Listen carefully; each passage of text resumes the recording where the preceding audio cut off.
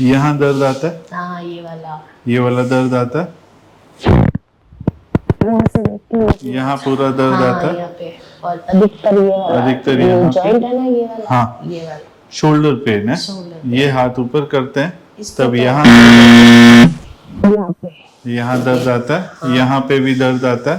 हाँ। नीचे करें, आपको अक्सर कई बार लगता है कि ये हाथ कमजोर हो गया, इस हाथ में इतनी पावर नहीं है, ऐसा भी लगता है। मतलब ये किसको सहारे की जरूरत है? हाँ कमजोर हो गया है, बात वही है।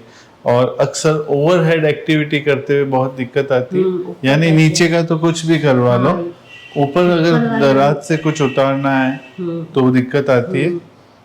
ठीक है, और आप इसका इलाज करा के दुखी हो गए हो, डॉक्टर साहब ने आपको बोला है कभी सर्वाइकल भी हो सकता है ना?